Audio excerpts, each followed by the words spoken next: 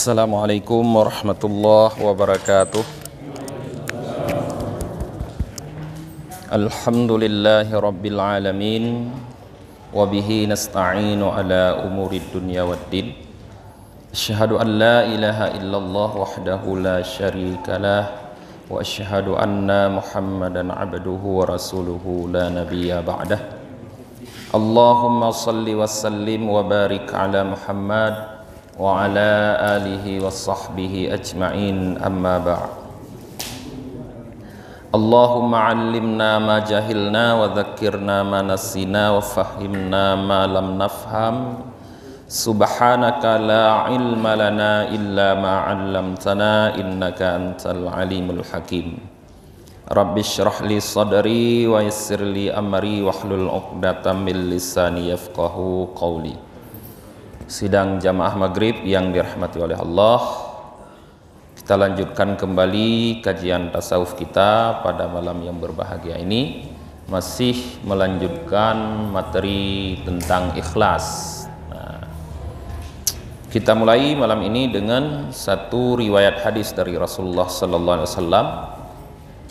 Wa rawa Waqi' an Sufyan an Habib an Abi Shalih qala Ja'a rajulun ilan Nabi sallallahu alaihi wasallam faqal Ya Rasulullah, inni a'malul amala fa'asirruhu fayutla'u alaihi fayu'jibuni dhalik ali fihi ajrun.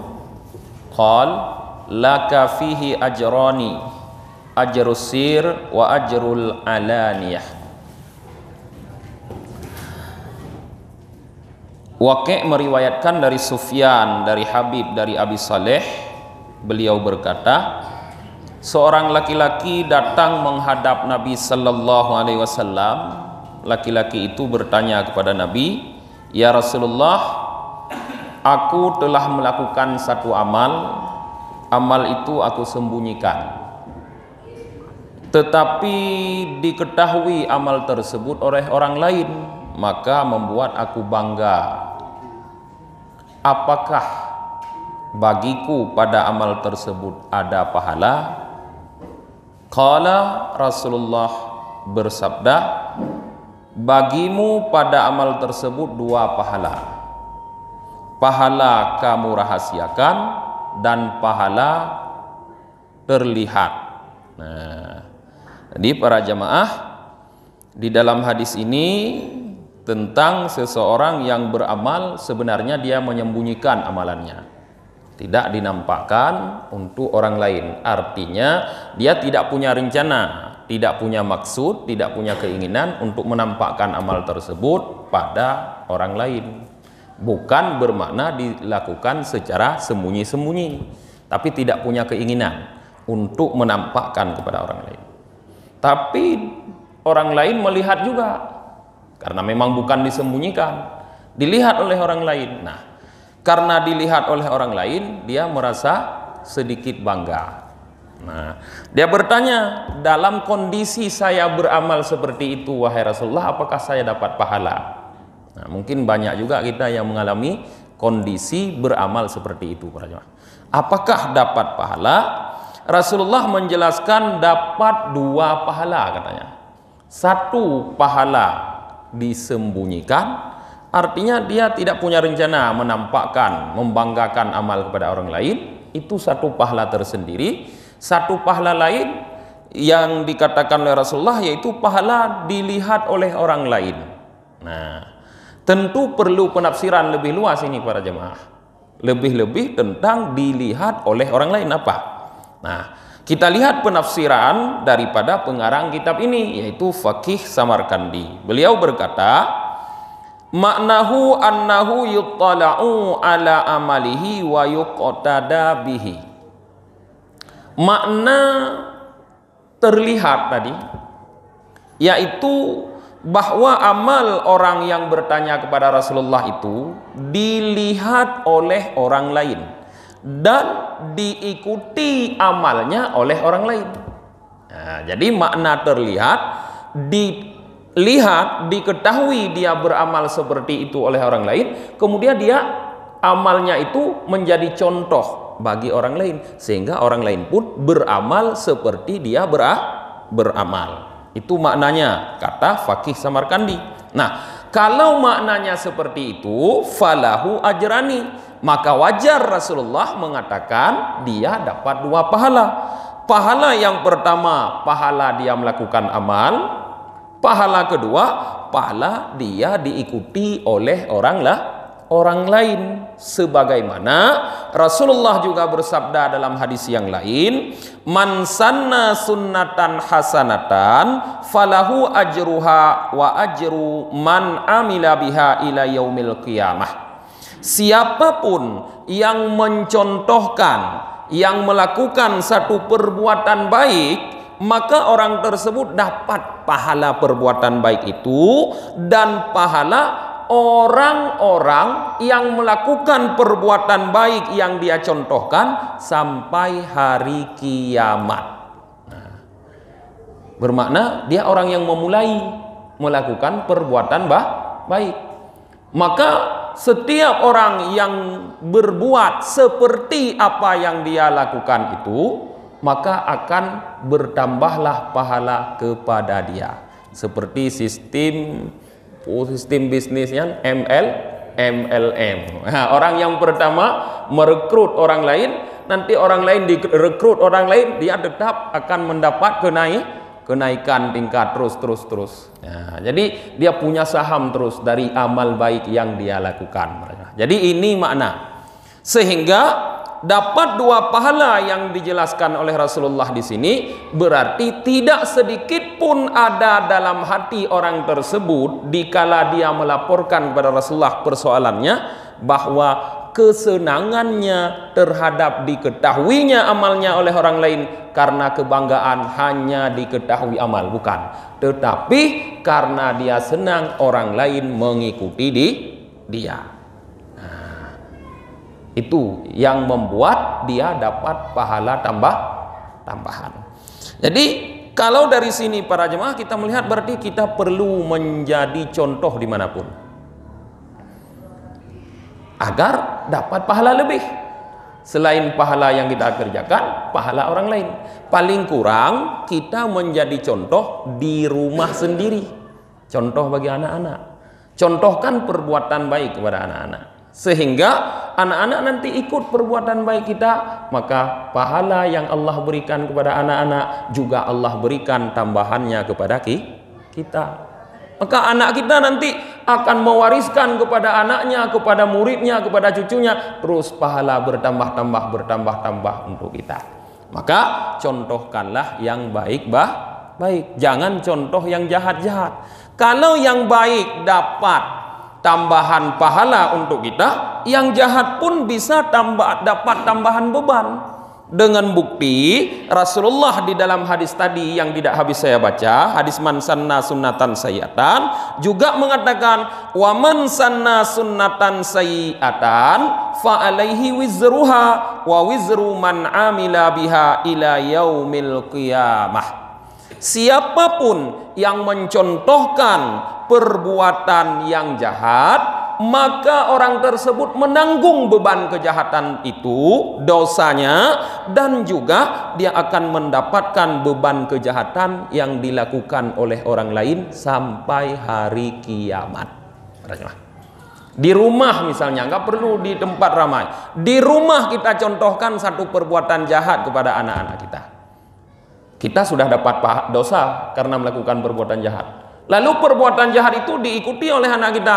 Anak kita berdosa, kita pun ikut tambah dosa. Nanti anak kita dilihat oleh orang lain yang melakukan kejahatan itu, dilakukan oleh orang lain lagi. Orang lain itu berdosa, kita juga ikut bertambah dosa. Sehingga dalam satu hadis yang lain Rasulullah mengatakan bahwa manusia yang paling berat beban dosanya sampai sekarang ini adalah Qabil ibni Adam.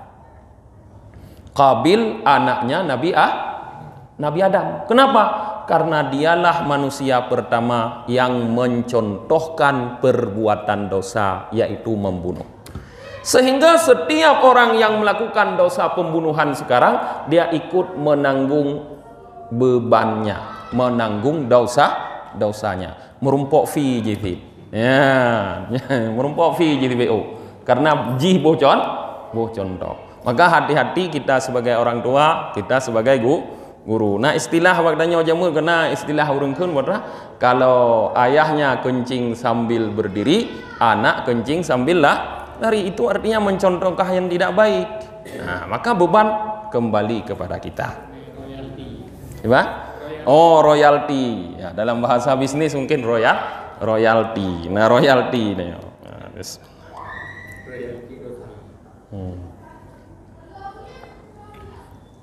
berarti itu dianggap dosa jariah juga, Berarti bukan cuma amal baik yang jariah yang mengalir pahala, amal buruk pun mengalir dosa. Ini dosa jariah, dosa contoh.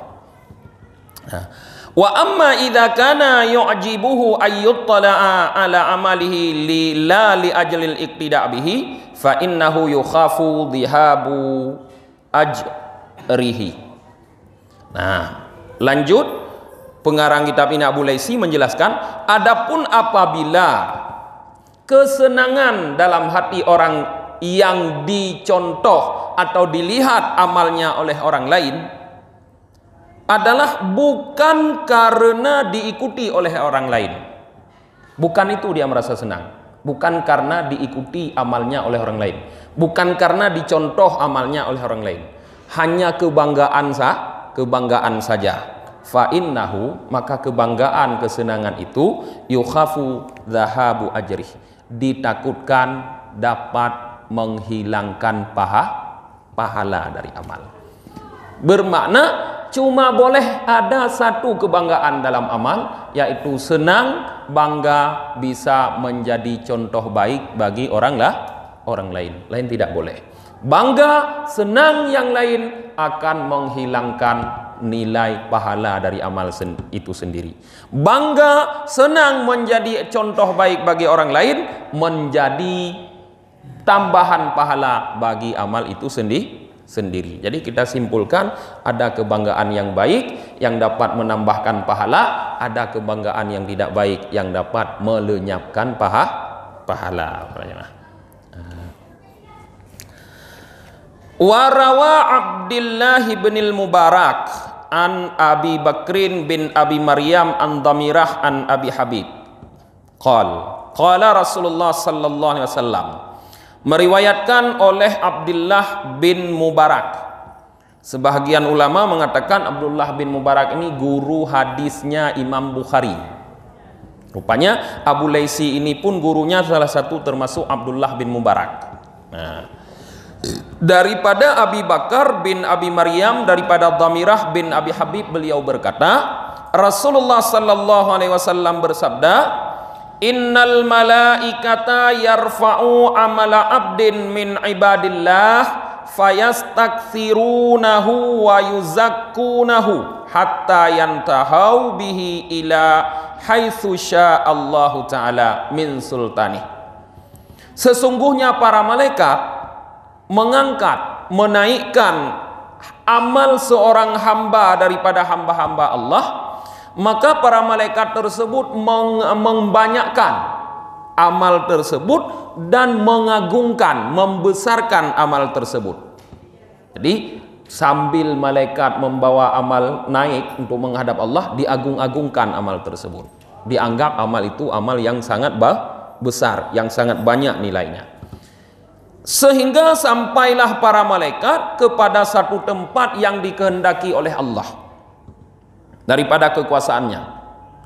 Fayuhiyallahu ilaihim, tiba-tiba di saat malaikat sampai di situ, Allah turunkan wahyu kepada malaikat yang membawa naik amal hamba itu.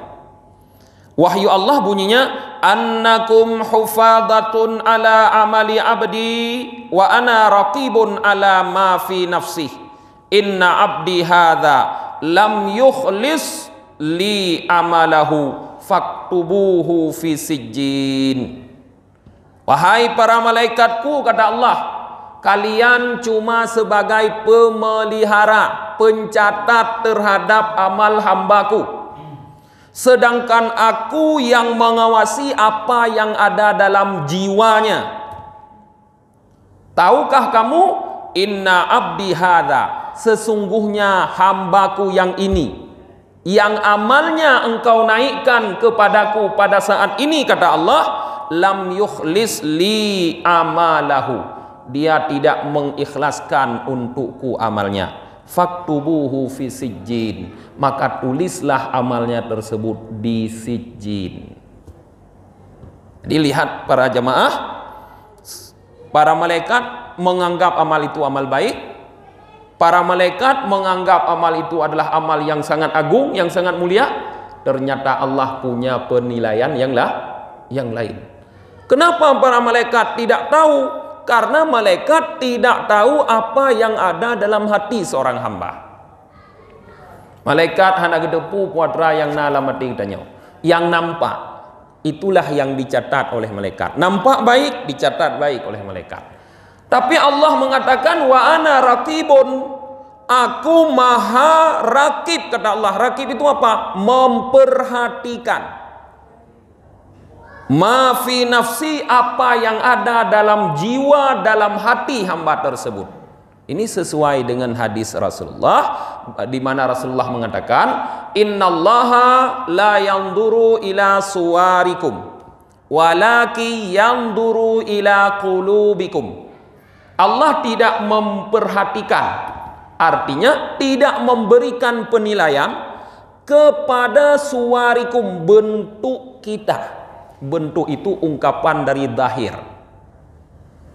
Walakin, tetapi Allah memperhatikan, memberikan penilaian ila qulubikum, kepada hati kalian.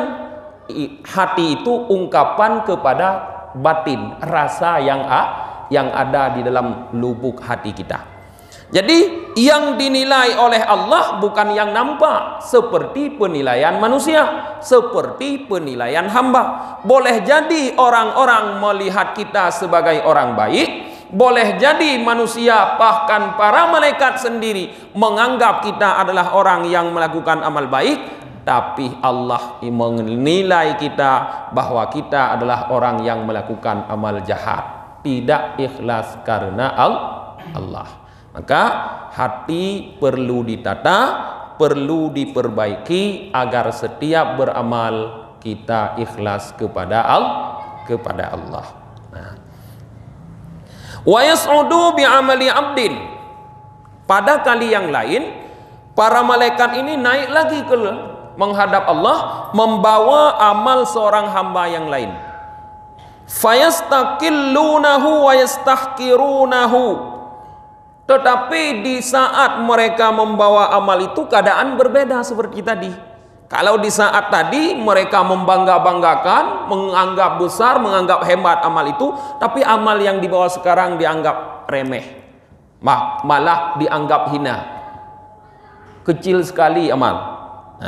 Hatta yantahau bihi ila haitsu Allah, sehingga mereka juga sampai kepada satu tempat yang dikehendaki oleh Allah, min sultanihi, daripada kekuasaan Allah, fayuhiyallahu ilaihim, maka seperti tadi juga Allah turunkan wahyu kepada mereka. Wahyu Allah bunyinya, innakum hufadatun ala amali abdi, kalian hai para malaikatku hanya sebagai pencatat terhadap amal hambaku. Wa ana raqibun ala ma fi nafsi, aku yang mengawasi apa yang ada dalam dirinya. Inna abdi hadza, hambaku ini yang kamu naikkan amalnya saat ini, akhlisuli amalahu, dia ikhlas beramal untukku. Faktubuhu fi illiyin, maka tulislah amalnya di illiyin. Sebalik dari tadi, amal yang dipikir malaikat tidak ada harganya, ternyata itulah pada Allah yang besar sekali nilainya, karena ada keikhlasan. Maka berusahalah para jamaah melakukan amal walaupun kecil, tapi di situ kemungkinan ria sangat tidak ada. Contoh, misalnya pas kita bawa kereta Honda, ternyata kita lihat di jalan ada paku satu, orang nggak ada. Kita berhenti, kita ambil paku itu, kita buang ke tempat yang kira-kira tidak dilewati oleh orang lain. Amal apa bukan? Amal. Tidak mungkin ada riya karena tidak ada orang yang lihat pun di jalan. Jalan lagi sepi. Itulah amal yang paling besar nilai pada Allah Subhanahu wa taala. Persis seperti amal yang dinaikkan. Kecil dalam pandangan kita, besar dalam pandangan Allah. Maka sering yang dikecilkan oleh makhluk itulah yang besar pada Allah. Yang dibesarkan pada makhluk itulah yang kecil pada Allah. Nah, Al-Faqih menjelaskan fa fi hadza khabar dalilun ala anna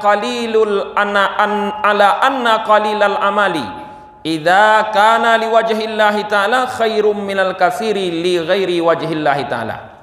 Di dalam hadis ini kata Al-Faqih ada dalil, ada bukti yang menunjukkan bahwa kecil suatu amalan apabila dilakukan karena Allah Ta'ala lebih baik daripada yang besar tetapi bukan karena Allah Ta'ala.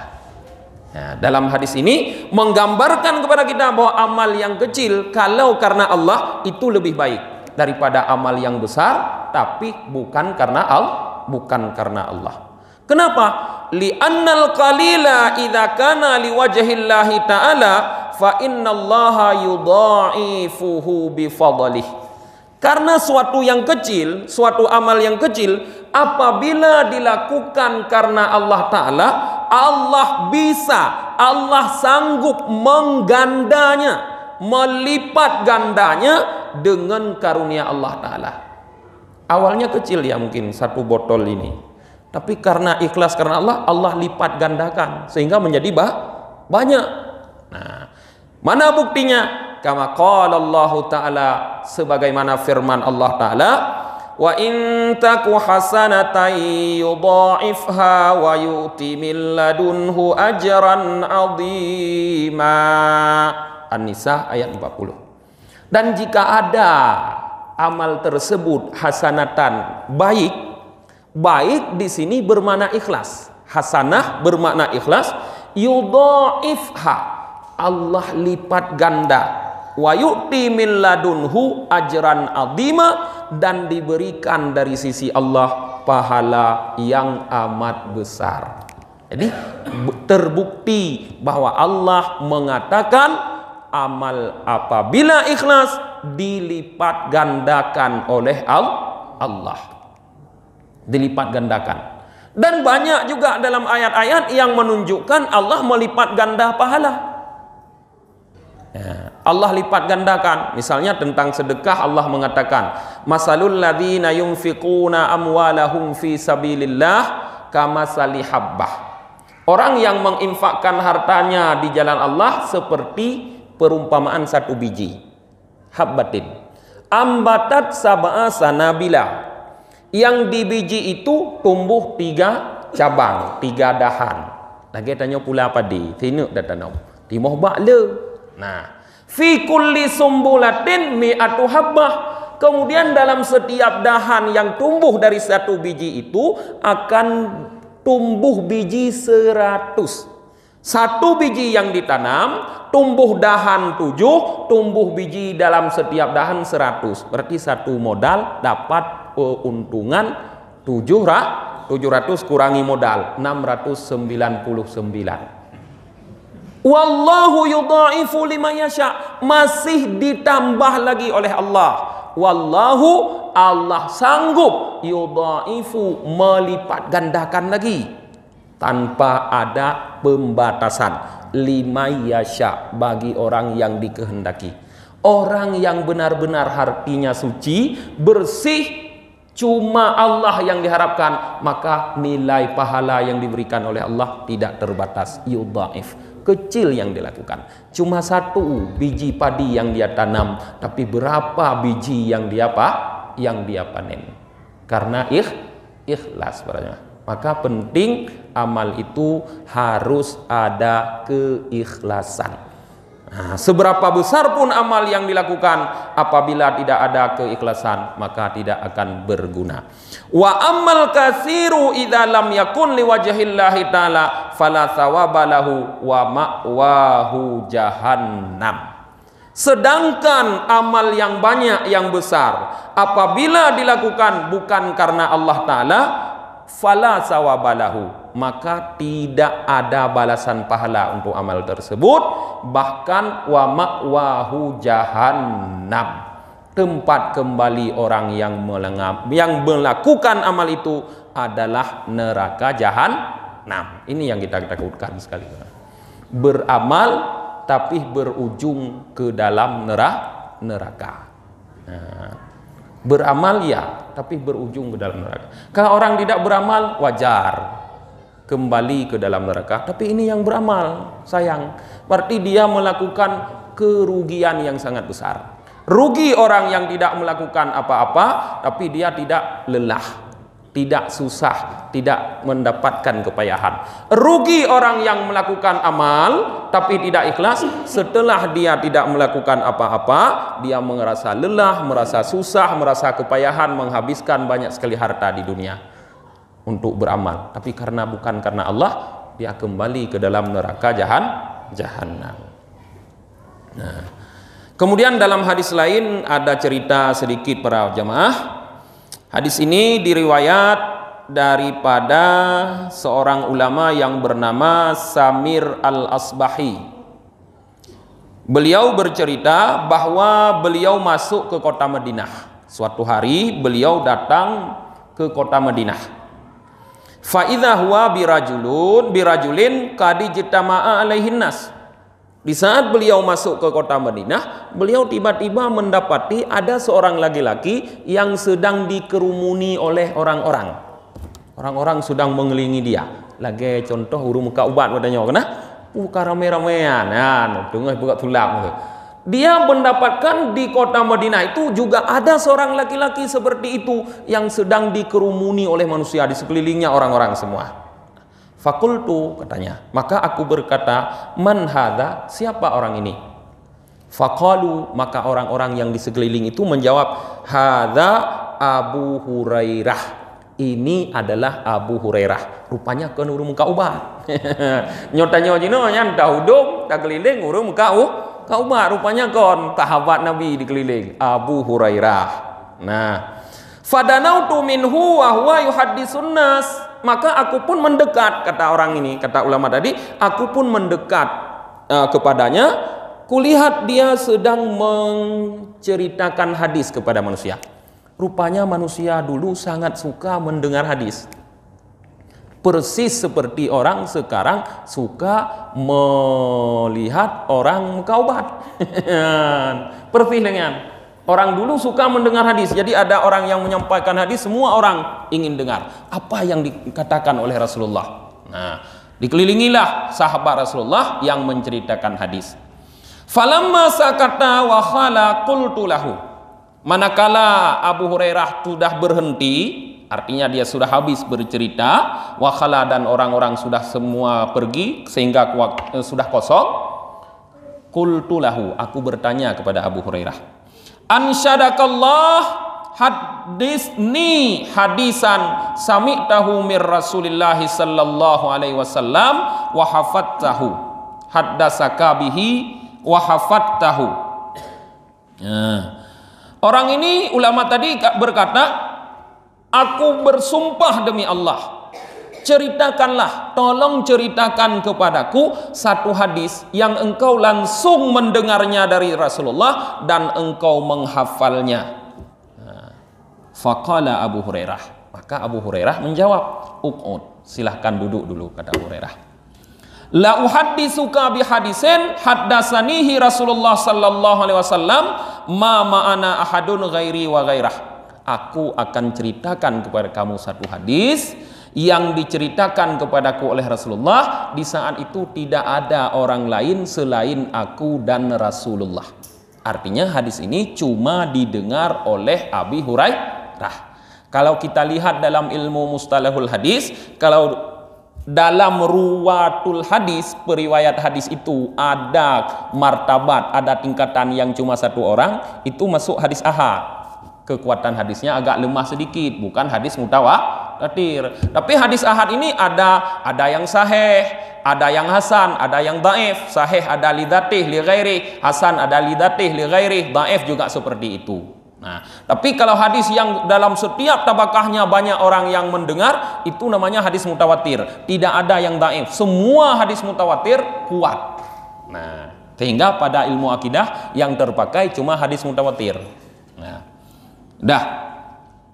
Kemudian summa nasyakatan fakharra maghsyian alaihi famakasa alaihi kalilan. Kemudian ternyata Abu Hurairah di saat mau menceritakan hadis ini dia terisak-isak seperti mau menangis, tiba-tiba jatuh pingsan.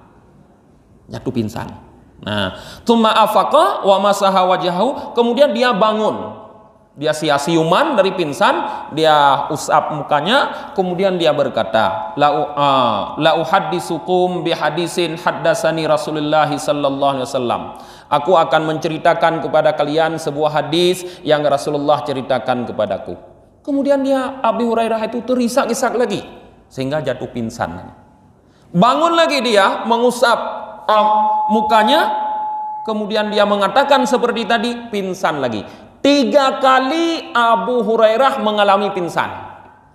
Setelah pingsan yang ketiga, dia siuman, kemudian Abu Hurairah mengatakan, haddasani Rasulullah sallallahu alaihi wasallam, Rasulullah menceritakan sebuah hadis kepadaku, faqala, maka beliau bersabda, innallaha tabaraka wa ta'ala idza kana yaumul qiyamah yaqdi baina khalqihi fa kullu ummatin jathiyah. Sesungguhnya Allah tabaraka wa ta'ala apabila sudah terjadi hari kiamat, Allah itu menunaikan hukum terhadap seluruh hambanya. Maka semua umat di saat itu jasiyah. Jasiyah itu apa namanya? Berlutut. Semua berlutut, tidak ada yang bisa berdiri. Semua umat berlutut. Fa awwalu may yud'a bihi rajulun qad jama'al Qur'an wa rajulun qutila fi sabilillah wa rajulun kasirul mal. Maka kata Rasulullah, orang yang paling pertama dipanggil di hari itu, artinya yang paling pertama diperiksa, dihisab. Karena itu adalah hari hisab. Orang yang paling pertama dipanggil pada hari itu adalah seorang laki-laki qad jama'al Qur'an, yang dia sudah menghafal seluruh isi Quran. Wa rajulun qutila fi sabilillah, dan seorang laki-laki yang terbunuh di jalan Allah, mati syahid. Wa rajulun kasirul mal, dan seorang laki-laki yang punya banyak sekali harta. Fayaqulullahu ta'ala lil qari, maka mulailah Allah periksa satu-satu dari mereka. Allah pertama periksa qari, orang yang hafil Quran tadi, orang yang pandai sekali menguasai Quran. Apa kata Allah? Alam uallimuka ma unzilat ala rusuli ma anzaltu ala rusuli. Bukankah sudah kuajarkan kepada kamu apa yang aku turunkan terhadap rasul-rasulku? Kata Allah. Qal bala. Orang yang menghafal Quran tadi mengatakan bala, iya ya Allah. Nah, bala ya Rab. Qala, Allah berfirman, fabadha amilta fima alimta. Kalau kamu sudah menguasainya, apa yang kamu amalkan dari apa yang kamu ketahui? Qal, orang itu menjawab, kuntu aqumu bihi ana al-laili wan nahar. Aku berdiri dengannya sepanjang malam dan siang. Artinya dia mengatakan kepada Allah bahwa dia benar-benar mengamalkan isi Al-Quran sepanjang hidupnya, malam dan siang. Sepanjang hidupnya dia amalkan isi Al-Quran tersebut. Apa kata Allah di saat Allah mendengar dia mengatakan seperti itu? Fayaqulullahu ta'ala kadzabtu kadzabta wa taqulul malaikah kadzabta. Allah berfirman, kamu bohong. Bahkan malaikat pun ikut mengatakan kamu bohong, kata para malaikat. Bal aratta ayyuqala fulanun qari faqad qila dzalika. Bahkan yang kamu inginkan di saat kamu menguasai Quran, menghafal Quran, adalah supaya dikatakan si fulan adalah qari, si fulan adalah penghafal Quran. Memang sudah dikatakan demikian. Artinya apa?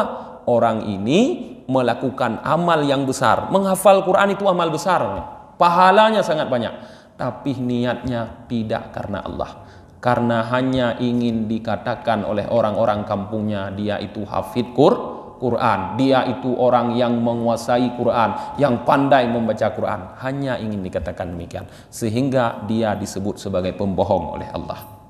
Orang pertama. Kemudian orang yang kedua,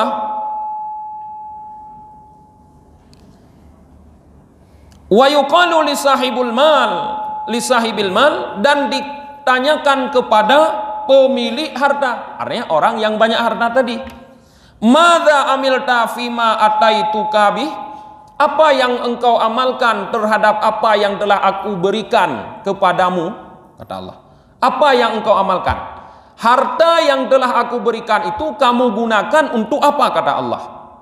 Qal, orang ini menjawab, kuntu asilu bihir rahma wa tasaddaqu bihi.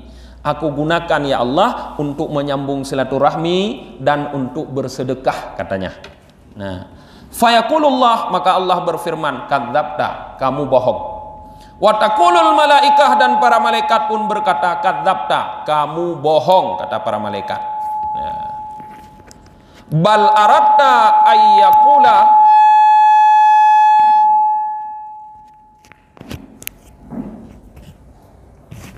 bal aratta, tetapi bahkan engkau menghendaki, kata Allah, ayyakula fulanun jawadun sakhi, supaya kamu dikatakan adalah orang yang dermawan. Jadi orang yang banyak harta ini memang iya, kalau sekilas kita lihat hartanya dipergunakan untuk amal baik, untuk bersilaturahmi. Karena dia punya harta, dia bisa beli mobil, bisa isi bensin, sehingga dia bisa mengunjungi saudara-saudara. Bagus itu silaturahmi. Dan dia bisa bersedekah. Tetapi ternyata dengan silaturahmi dan sedekah itu yang diharapkan bukan Allah, cuma anggapan orang di sekitarnya bahwa dia orang dermawan, orang baik, sehingga disebut bohong oleh Allah. Kemudian yang ketiga yang diperiksa oleh Allah adalah orang yang mati syahid. Fayaqulu lahu, maka Allah berfirman baginya, limadza qutilta, kenapa kamu terbunuh, kata Allah. Qal, dia berkata, qataltu fi sabilika hatta qutiltu, aku berperang di jalanmu sehingga aku terbunuh. Jadi dia mengaku berperang membantu agama Allah. Maka Allah berfirman, kadzabta, kamu bohong, kata Allah. Para malaikat pun mengatakan, kamu bohong. Bal aratta ayyuqala laka fulanun jari faqad qila dzalika. Kamu cuma menghendaki dengan berperang itu supaya dikatakan kamu pahlawan, kamu pemberani. Memang sudah disebutkan seperti itu. Jadi bahaya juga rupanya para jemaah kalau melakukan amal-amal besar seperti ini adalah bukan karena Allah. 3 amal yang dicontohkan dalam hadis ini, semua amal yang sangat besar nilai pahalanya. Hafal Quran, amal yang sangat besar pahalanya. Menggunakan harta untuk bersilaturahmi dan bersedekah juga sangat besar pahalanya. Berperang di jalan Allah, mati syahid juga sangat besar pahalanya. Tapi kalau dilakukan bukan karena Allah, Allah tidak menerima, bahkan Allah menganggap kita sebagai pembohong para jemaah. Bukan roh ada insya baca itu. Nah, kata Abu Hurairah, kemudian Rasulullah menepuk bahu Abu Hurairah, rakabatai, menepuk lutut Abu Hurairah dengan kedua tangannya. Artinya Rasulullah ingin Abu Hurairah lebih fokus lagi. Rasulullah berkata, ya Abu Hurairah, ulaika salasatu awwalu khalqillah ta'ala tush'aru bihimun nar yaumal qiyamah. Hai Abu Hurairah, mereka itu adalah 3 orang makhluk Allah yang pertama sekali yang dinyalakan api neraka untuk mereka. Yang paling harus tanya hati-hati. Orang yang melakukan amal-amal besar tapi bukan karena Allah adalah orang pertama sekali dinyalakan api neraka untuknya. Artinya orang yang pertama sekali dilemparkan oleh Allah ke dalam api neraka. Ya. Kemudian ternyata hadis ini, kata Abu Hurairah, sampai kepada Muawiyah bin Abi Sufyan, sepupu saudara daripada istri Rasulullah. Maka di saat Muawiyah mendengar, beliau menangis sangat keras. Mendengar hadis ini, beliau sangat takut. Beliau berkata, sadaqallahu wa rasuluhu, maha benar Allah dan Rasulnya. Kemudian beliau menyetir sebuah ayat, beliau membaca, man kana yuridul hayatad dunya wa zinataha nuwaffi ilaihim a'malahum fiha wa hum fiha la yubkhasun ulaika alladhina laysa lahum fil akhirati illa an-nar wa habita ma sana'u fiha wa batilum ma kanu ya'malun. Siapa saja yang menghendaki kehidupan dunia dan perhiasannya, disempurnakan oleh Allah untuk mereka amalnya di dunia, dan sedikit pun tidak akan dikurangi. Tetapi mereka itu semua, kata Allah, adalah orang-orang yang di akhirat tidak ada balasan lagi untuk mereka kecuali neraka. Amal yang mereka lakukan habita, lenyap, dan sia-sia, batal semua apa yang mereka lakukan, kata Allah. Intinya para jamaah, setiap amal yang dilakukan oleh seorang hamba apabila bukan karena Allah, di situ pasti amal itu hilang, tidak berbekas, tidak punya nilai pahala, bahkan membawa kita ke dalam neraka. Nah, maka jagalah amal kita agar jangan sampai hilang. Sangat capek, sangat susah kita beramal, tapi kalau kita hilangkan dengan bersikap ria, bersikap ujub, bersikap sum'ah, ini adalah satu kerugian. Mudah-mudahan Allah curahkan ke dalam dada kita rasa ikhlas di dalam beramal kepadanya. Mungkin tidak kita lanjutkan ke pertanyaan karena waktu sudah isya. Kita tutup dengan membaca doa akhir majelis. Subhanakallahumma wa bihamdika wa nasyhadu an la ilaha illa anta wa nastaghfiruka wa natubu ilaik. Subhana rabbika rabbil izzati amma yasifun, wassalamun alal mursalin, walhamdulillahi rabbil alamin. Sallallahu ala Muhammad sallallahu alaihi wasallam. Sallallahu ala Muhammad sallallahu alaihi wasallam. Sallallahu ala Muhammad ya Rabbi salli alaihi wasallim.